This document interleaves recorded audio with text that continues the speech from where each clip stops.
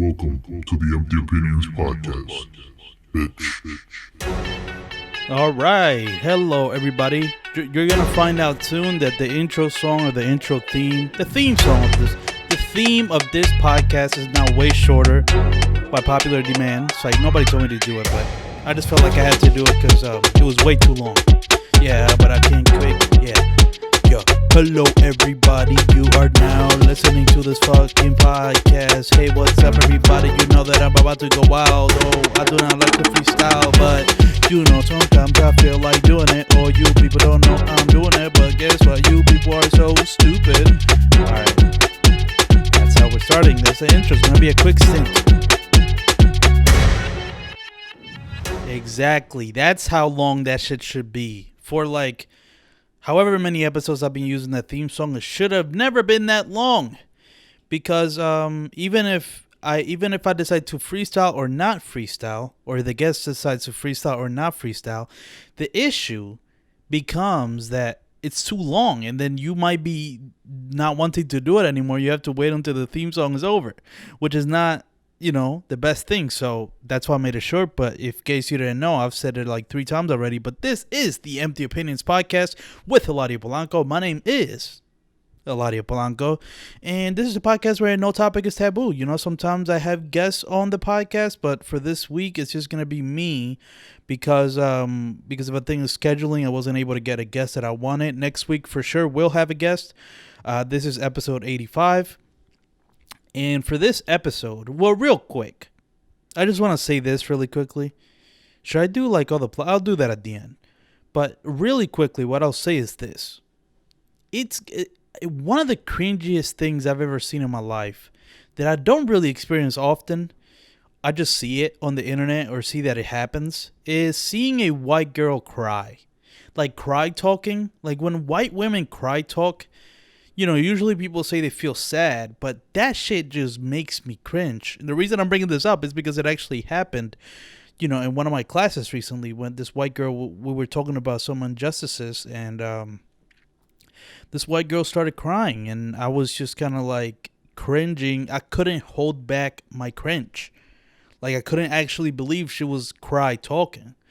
And it's just strange because she wasn't fully crying, but she sounded like she was about to cry. It was so strange. But then it kind of, after she was done talking, there was no more cry talking anymore. So she was kind of crying a little bit at the beginning, and then as the class went on, tears never came. That kind of trembly crying voice never came back, and it just kind of fucking threw me for a loop. I've never seen that before in my life. It kind of really threw me off. And it was something, and listen, what we were talking about is something I'll discuss in this episode, which is, everything that's going on with the Jacob Blake situation, the Kenosha shootings, the NBA, all that kind of shit. That's all pretty heavy. So it's a heavy topic, but it just kind of threw me for a loop. I was like, oh, whoa, she's crying. Okay. It was kind of weird. And I don't know, I just cringed because it's like, the reason I cringe is because when white women cry, and this has been said, I don't know where. I've heard this theory before, just people say this, but when white women cry, like people truly, like the empathy radar, like goes off the charts whenever a white woman is crying. I don't know why, but that's just a thing. But regardless, that's just the way that I'm going to introduce this whole topic, which is, but yeah, that was strange when I saw that. But regardless, this episode, I'm going to be talking about everything that's been happening this past week, and there's been a lot. I mean, if you thought 2020 couldn't get crazier, I mean, a couple of months after the George Floyd shooting that shook up the world, right? Not the George Floyd shooting, the George Floyd murder, right? We saw that, the whole world, felt it. Everybody was very worried about it, right? A couple of months after that, when we thought, okay, hopefully they got the message and police brutality shouldn't happen again, there goes this Jacob Blake situation where a cop shoots a guy in the back 7 times, point blank, as he's getting into his car. It's fucking crazy. It's a crazy situation. But I want to talk about it in more detail and kind of break it down because I'm seeing a lot of new details come out about this case, and I'll kind of lay it out for you guys as well. So what I'm seeing, right, is that, so what happened is apparently this guy went to. There's so many different reports. What I'm seeing, it's a lot of reports coming out that don't paint Jacob Blake in the best of lightings, but I don't think that really matters because this is more about the police and not the individual. But regardless, I want to paint a full picture. So at first, they were reporting that this guy, was trying to stop a fight, right? But then I see other sources that said he was actually confronting his ex-girlfriend or current, I believe his ex-girlfriend, or just a woman that he knew. So there's those two, reportings of it. I don't know which one's true, which one's not. They both could be true. He could be separating a fight, but also came to confront the girlfriend or ex-girlfriend. Regardless, this is the setting for the situation. So then I guess the police are called. And I haven't even seen the full video. I've seen snippets of it because people have been posting it on Twitter. I don't like watching any of that kind of shit because it fucks you up, man. It really does. Like it inadvertently ruins your mood, your psychology is fucked up. All of that shit can fuck you up. But regardless, so in the video we see the cop kind of trying to stop this guy from whatever he was doing with these two women. Apparently the police are gonna try to apprehend him. I didn't see the full video. Here's what I know, and here's where it gets complicated. What we know is that the guy goes into the car, a cop follows him, shoots him 7 times, point blank, to the back. We can all agree. I feel like that's the one thing that always gets caught up in this. People get, but this and but that bring other shit. But let's just focus on this specific thing. We can all agree that shooting somebody 7 fucking times, blank, whatever I just said it, like blank, point blank, in the back, is not good. Is not what police should be doing. I don't know if that's I swear, I sure hope that wasn't a controversial statement. A cop shouldn't shoot somebody 7 times point blank in the back. I think that's a pretty, understanding and even keeled statement. So that, I feel like we need to kind of just stop and acknowledge that.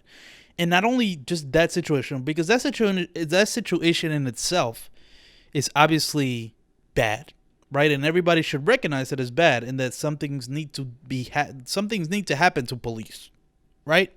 We know that much.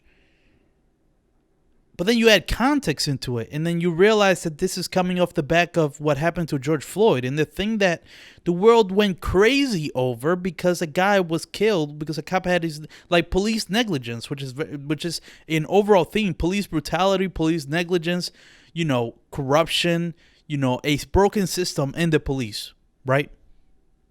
So this is the same thing again. So now people are fucking angry, and rightfully so, because, like, how the fuck is this happening again? We just saw the George Floyd situation. Now you're going to shoot a person 7 times in the back of their back, I guess, in their back, in the back. Just in theory, even if it was in the back, wherever. How you going to, even if the shot's missed, you can't shoot somebody 7 times. I can't even believe I'm saying that. As a police person, you should not do that. That's just how I feel. I don't think that's a crazy thing to say. But he does that.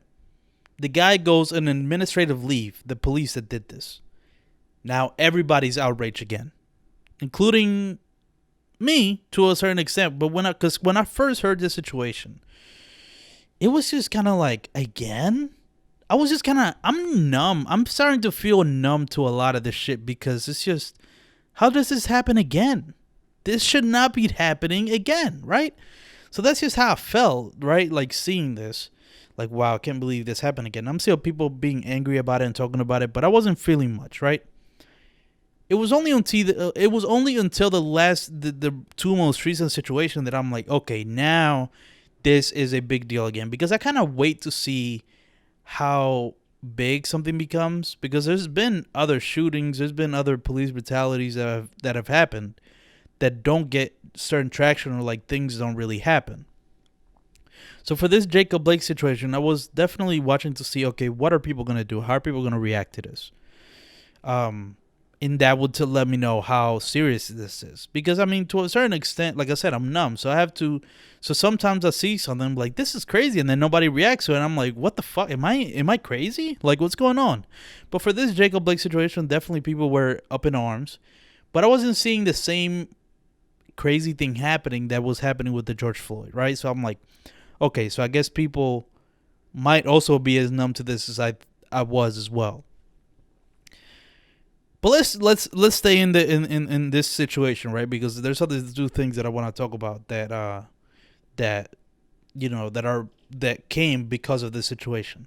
So then now a lot of people with this Jacob Blake situation, a lot of people are bringing up Jacob Blake's past, which is similar to what they did with George Floyd. They always do this to the people who die or get or suffer from suffer in the hands of police brutality. They're always like, oh, but this person was bad, and this person was this, and this person was that. I mean, they did that with fucking Trayvon Martin. They did that with George. They do it with every single person, right? Because I mean, I don't know if you guys know, but like humans are imperfect, so humans are gonna do certain shit. That doesn't mean that they deserve 7 shots to their fucking back. But regardless, people start bringing up shit about Jacob Blake. I just saw, I don't know if any of this is true, but I'm seeing a lot of people allege that he raped a 15-year-old, that he has a criminal background, all that shit that people start bringing up. And that shit doesn't matter, but I should address it. That those things are coming out about Jacob Blake. Oh, and I didn't say, but Jacob Blake is thankfully alive. Apparently he is paralyzed, but at least he's not dead, which is, unfortunately something that happens very often where police brutality leads to death. So at least Jacob Blake isn't dead, so, that's good. But it's definitely not good that he's paralyzed. But regardless, so now people are talking a lot of shit about Jacob Blake and saying, oh, he did this, he did that. And also, something that I find interesting that I want to kind of mull over on the podcast is that apparently he had brought a knife to the meeting with the two women. And apparently the knife was in the glove compartment or in the car somewhere. There was a knife. Also, there was 2 kids in the car, which makes this police brutality incident even more fucked up because now those kids are definitely going to be traumatized by this. But so apparently Jacob Blake had a knife in the car. Right. So he had a knife in the car. And it's possible that the police thought, okay, he's going to get a knife. But the thing that I find crazy from the part of the video that I saw, they kind of just let him walk to the car. That was what crazy, because he wasn't armed before he wasn't armed at all. Even if he was going to the car to get a knife, which is what they're saying, he still, before that, he didn't have anything on him. And the police are there. So the police kind of just let him walk to the car, right? And even if they think, okay, there's a knife in the car, I don't think you preemptively shoot somebody 7 times to prevent them from getting a knife. You know what I mean? It's like, I don't think that's what you do in that scenario.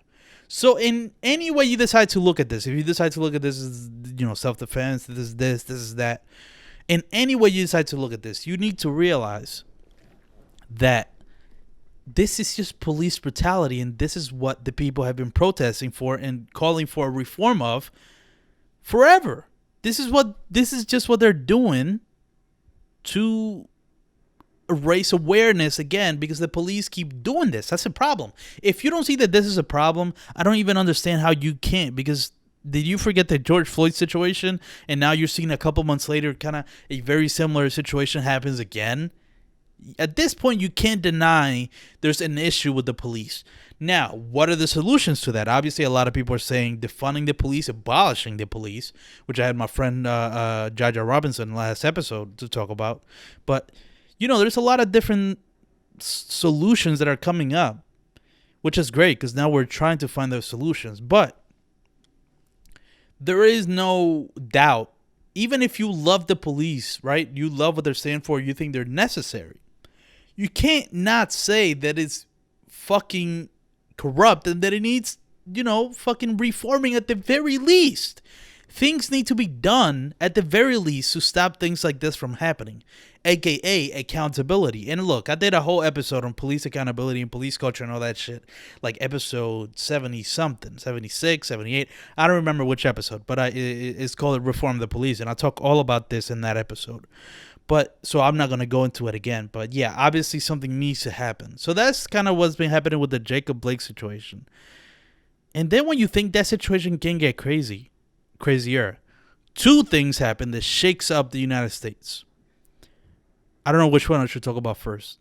I'll talk about the protests that are happening in Kenosha because of the shooting. So naturally, it shouldn't surprise anybody that this Jacob Blake situation is now causing a lot of people to protest, right?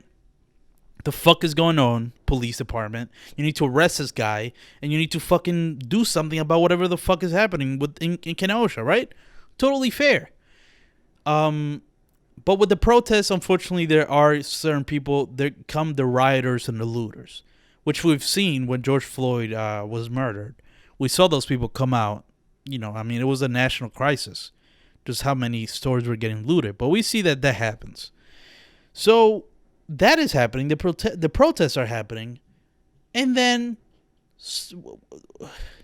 this situation is so fucking crazy. A militia gets involved, multiple, I believe.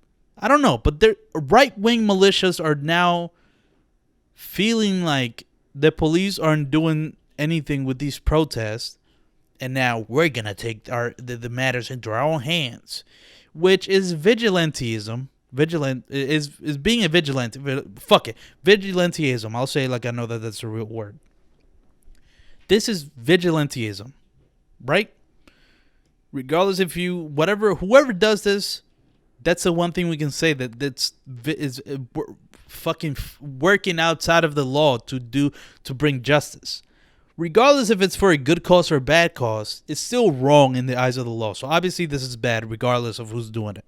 But we're focusing on these right-wing militiamen who are apparently wanting to protect the businesses that could be getting looted. Because like I said, when the George Floyd situation happened, a lot of stores were getting looted, right? So there's right-wing militias that are like, okay, we're going to protect certain businesses. The problem is, again, they're malicious and they're acting as vigilantes. That's not good. That doesn't lead to anything good. And we see that because there was a fucking kid, a 17-year-old kid who killed two people, injured one, and shot a lot of them. Fuck, it's so crazy, the situation.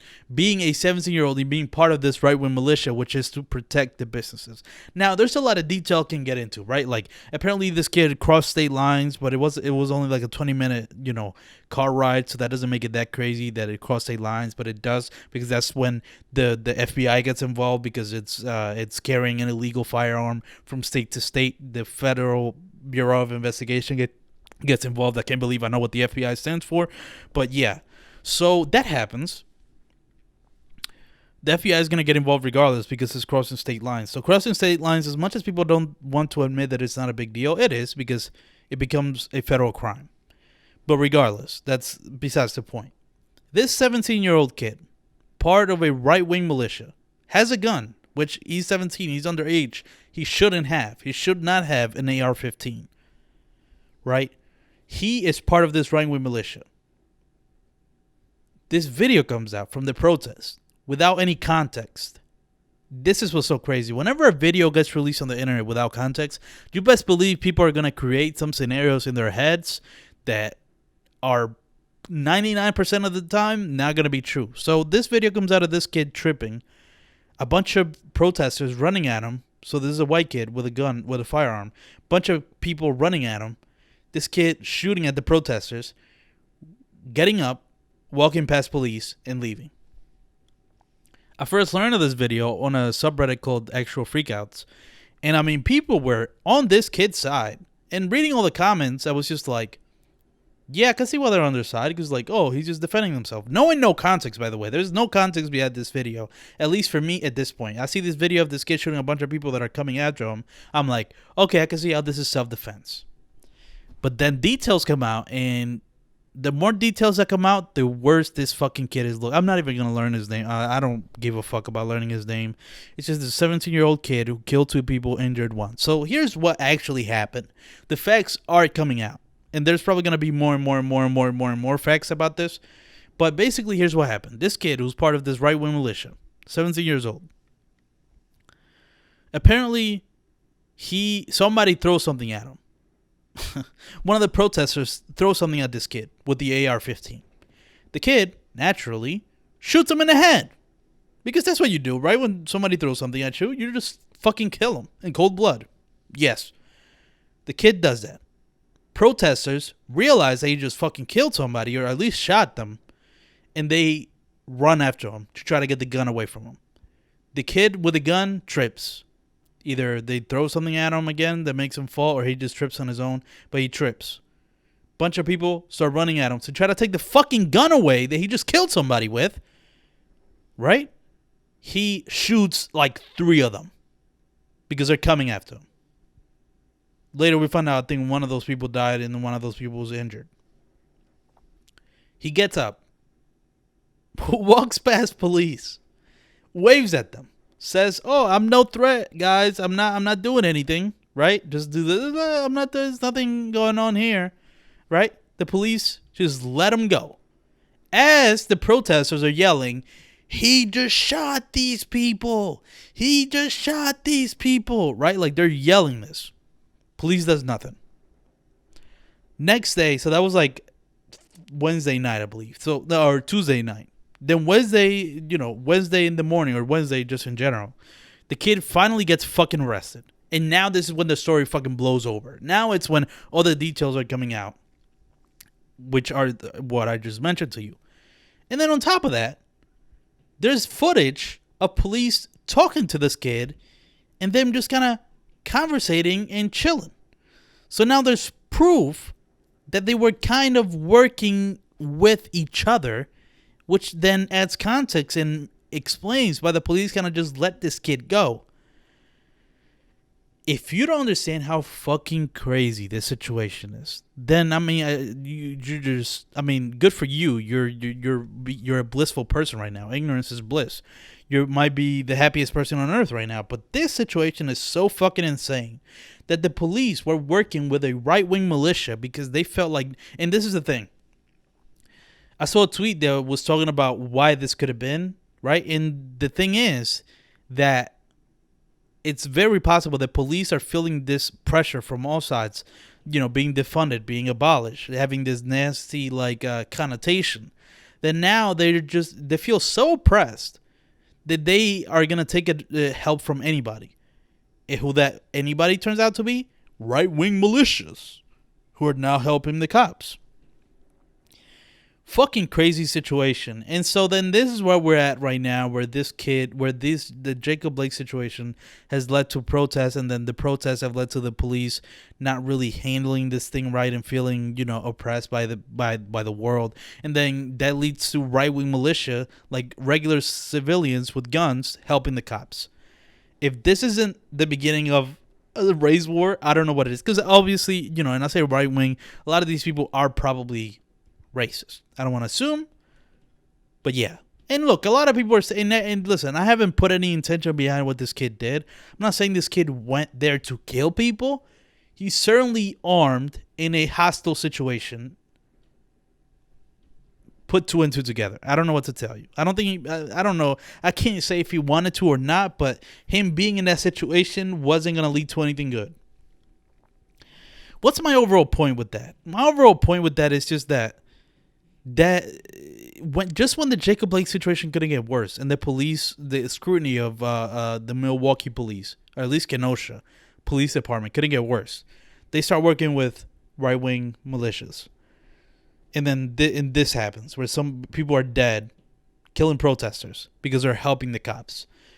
If that's not proof, I think the whole point of this story, the whole point of this situation is that if that's not enough proof to you that things need to change with the police, then I don't know what the fuck is. I don't know what could be proof. Like, I don't know what you could think. I don't know how you can't see that something needs to happen. It's almost like if anything, like my thing, well, already, like I said, I talked about it in episode, I don't remember, episode 78, maybe, Reform the Police. Talked about this, but you need to reform the police. There's no further thing. And I mean, when the police are working with right wing militia, something's wrong, so fucking fix it. So that's where I stand with the protests in Kenosha and how crazy that came out of this Jacob Blake situation. It just shows, out of all places, if you thought wherever the George Floyd situation happened in, if you thought that police department was bad, you have not seen the KPD, the Kenosha Police Department, where they're openly working with right-wing militia. But it doesn't stop there. That's not where all this Jacob Blake situation, that's not where that situation ends. That's not the only byproduct of that shooting. The NBA also jumped in and said, all right, enough is fucking enough. And the Milwaukee Bucks, which makes sense because they're from Milwaukee, Kenosha is in Milwaukee, they boycott Game 5 of their series against the Orlando Magic. And that's where things got crazy because they didn't really tell anybody. They just said, you know what? They stayed in the locker room. They didn't even come out to play. And nobody was expecting it until it came to a point where like the Orlando Magic were like, oh, they're not coming out. So I guess we got to get the fuck out. And they left. And, that was the fucking beginning of the dominoes falling. The Milwaukee Bucks have officially boycotted Game 5, and all hell broke loose in national media. Because this is a big fucking deal. These are the NBA playoffs, right? Like, this is stopping millions and millions of dollars from getting made. TV deals, ads, networks, bosses, manage, all that shit, right? Owners, all those people are getting, affected by this huge, title contender in the Bucks, the Milwaukee Bucks, from just dropping out or just boycotting that game. And then at that point, all the games were suspended or postponed for Wednesday. And that's where like the NBA went to like fucking panic mode. And they had a meeting that same day, right, where like they were discussing what the fuck they could do and what the fuck was going on with the season, what was going to happen. And it turns out, during that meeting, the only two teams that voted to not continue to play, to boycott, were the Lakers and the Clippers, which were the two last teams you would ever think would do this because they're probably the ones that are highly favored to win it all, right? So that's what's happening with that, right? And then that just gets everybody talking even more. It's like, what the fuck is going on? Is the season going to continue? Is this going to do anything? And I mean, during this whole time, I mean, it's just a clusterfuck of people just wanting second, immediate updates and getting immediate updates as to what team is opposing what and what players saying what and who owners doing this and that and all that shit. And one of the main debates or topics that kept coming up is like, how does a strike, which is more appropriate of a word, how does a strike from the NBA cause any change? And a lot of people ask this. They're like, hey, is that really going to do anything? And look, in reality, would it really? Maybe not. There's a possibility that the owners just don't pay the players, and then this whole thing is like a domino effect with money, where like nobody gets money, so everybody's just fucked, right? Like that's the worst case scenario in this situation. But even in the worst case scenario of the NBA boycotting, you know what I mean? Like even in the worst case scenario, they will still disrupt. And I think at the end of the day, disruption is the thing that causes the most change. Because if there's no disruption, then we're left to then there's no self-reflection and there's no awareness. The best awareness is disruption, I believe. So even if things, even if a boycott, if a strike from the NBA happened, and it didn't really cause much change immediately, it would cause a hell of a lot of awareness just because of the disruptive nature of it. I mean, how many fucking people were talking about the Bucks boycotting one of their games of the playoffs? A lot. And, that may not reflect immediate change in policies of that shit, but it does create awareness. Everybody they're forcing everybody to know, okay, what the fuck? This fucking basketball team decided to boycott or strike? Why did they do this? Oh, it's because of this? Or what is it? And then you start to learn, and then things could come of that. But I just believe, regardless of if anything else happens, disruption is the most important thing in any sort of social movement. I think disruption is amazing. So I thought what the Bucks did was amazing. But, and I'm just learning this right now. This is hot off the presses of me recording this episode. The NBA just said, all right. They said, okay, we're going to do better. We're going to force social change, but we're still playing. The boycott or the strike of them not playing basketball games lasted a fucking day. That's about it. That's it. That's all it lasted. So now a lot of people are like, are you fucking kidding me? You made this whole ordeal of even possibly not even playing, and then in a day, in 24 hours, that just going to continue to play? And look, in a selfish way, I want to see the playoffs. So I'm like, yeah, fuck yeah, I want to see the games. But in a much grander sense, if you look at it, this was not the best decision because it almost nullifies any sort of effort they did, because it seemed like they budged way too quickly. You know what I mean? That's how it seems. And then anybody who thought, oh, that's so crazy, they're really about it. They're like, yeah, they're not really about it. And then the message almost gets lost, which is unfortunate, but it's what's probably going to happen. Now, maybe the NBA, the players and the owners and the players and the owners came to some sort of deal where they are gonna do something crazy, and that's why they're playing. But at the end of the day, it just doesn't look that good. It's not a good look for them to just continue playing a week after, or a day, not even a week. It should have been a week of of delayed games, but instead it was just a day, and so that kind of sends the wrong message. And also, I would just like to say, the reason the players are playing, because they want to play. I think a lot of those players just want to play basketball. And can you really fault them if you're right? Like, if I'm a podcaster, right, which I am a podcaster, but let's say I'm a popular podcaster and I have a daily radio show, and I realize, you know what, fuck it, I'm not gonna do a radio show to boycott, to do a strike, right? But I do it, right? But then after a day, I'm like, I do love talking on the radio, right? Like, I love it. And is there any way to figure this out besides me not doing what I love? And then like 2 days later, I'm back on the radio. Obviously, you're going to send the wrong message. But I feel like you also got to understand that these players just want to play. This is their hobby. This is their love. They want a championship or whatever. It's highly competitive. The Bucks took a great step forward, but it was kind of like 2 steps back. But I don't judge them, because I feel like the majority of these players wanted to continue playing basketball. And if that's your love and that's your hobby, I mean, what can you do? I'm not going to judge you for that. So, I can't really say much besides that, but it's just interesting how quickly that got resolved. So these two things, right? The NBA players, the boycott or going on strike for a day, and the protests and shootings that were happening in Kenosha, Milwaukee, all that shit was crazy. And it made the Jacob Blake situation that much crazier. But then I stopped to think. I got this thought. I was like, when something in the world is crazy, it could be in this country, the United States, in another state.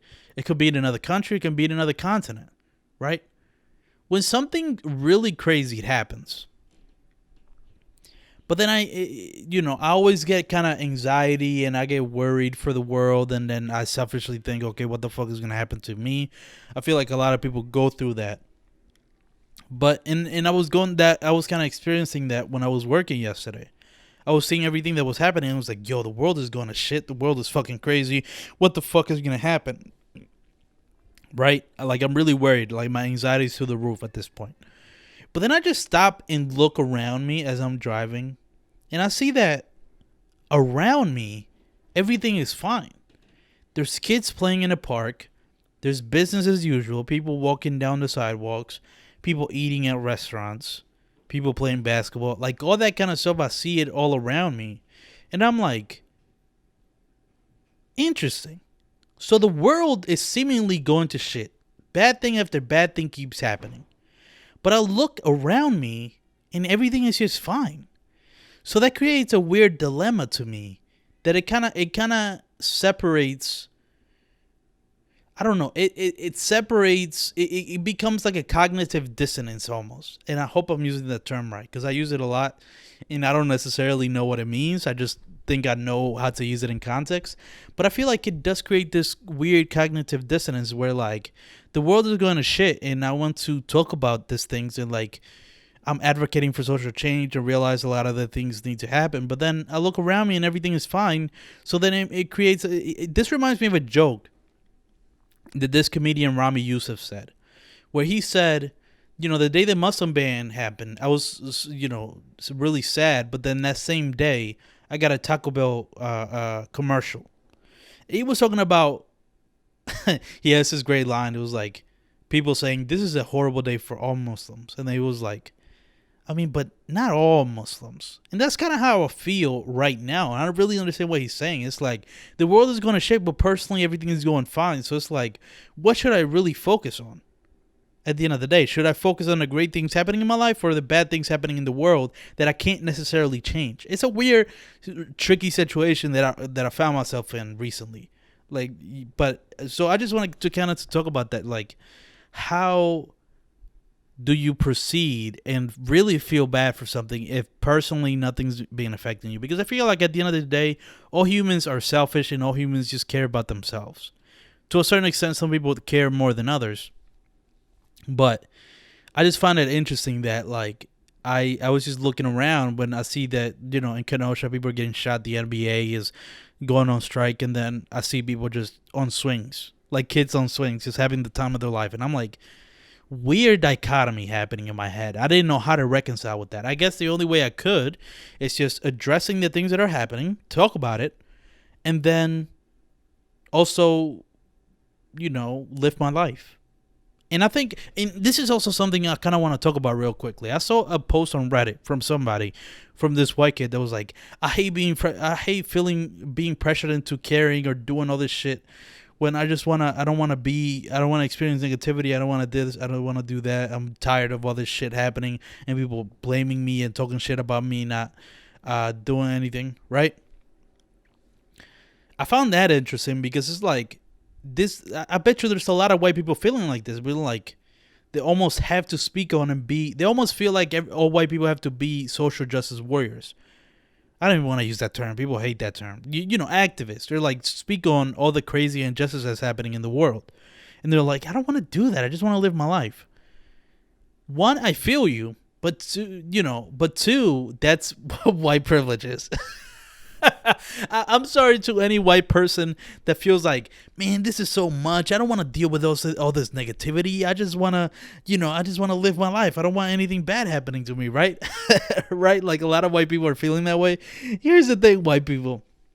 That's what white privilege is. White privilege is when you're able to just shut yourself off from the world and not help in any way and just know that nothing bad is gonna, in terms of race and injustice and like systematic racism, you won't be affected by any of that. So you can just be like, I'm tired of feeling bad. Let me just shut off. That's what white privilege is.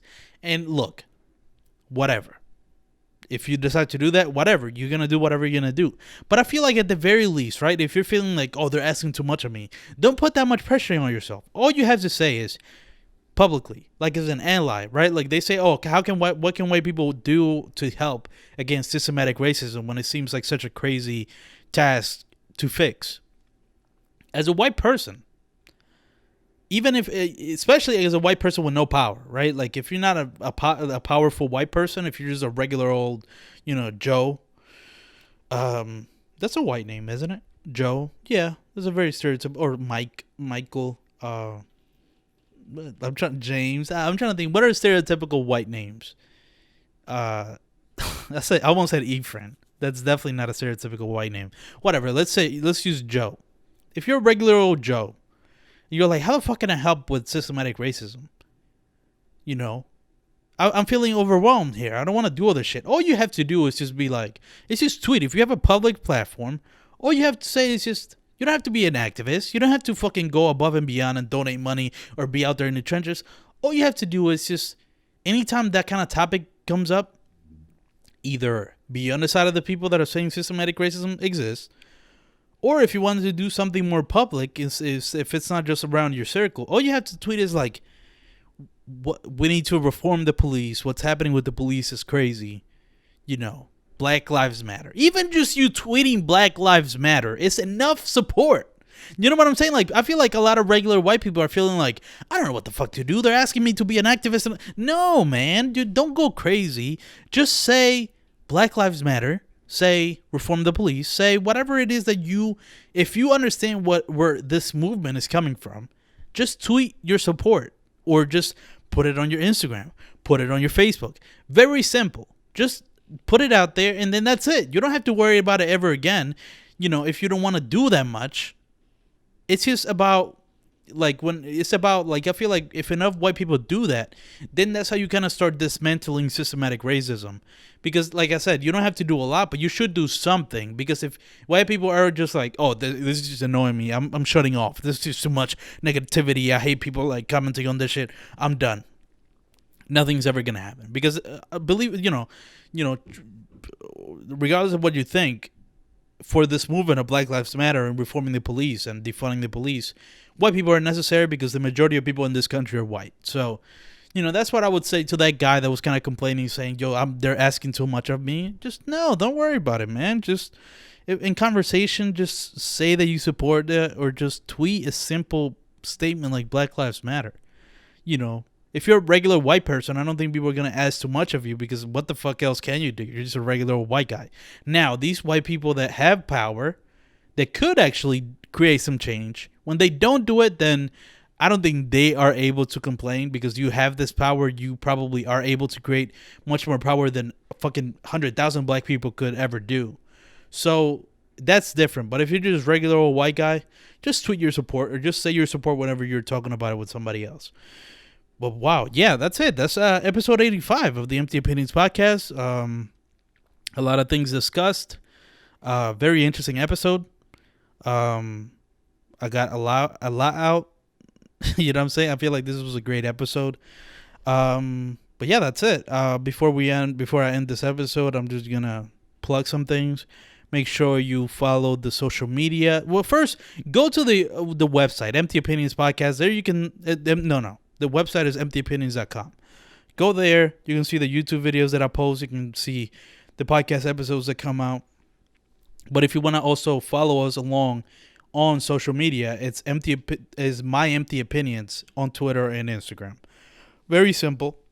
And if you would like to follow me personally, my social media on Twitter and Instagram is just Eladio Talks, ELADIO Talks. But yeah, that's it. That's everything I have to plug. A lot of content on the YouTube channel. Check it out over there. Follow social medias. That's all. Thank you guys so much for listening to this episode, and I'll catch you guys next week in episode 86 of the Empty Opinions Podcast with Eladio Polanco.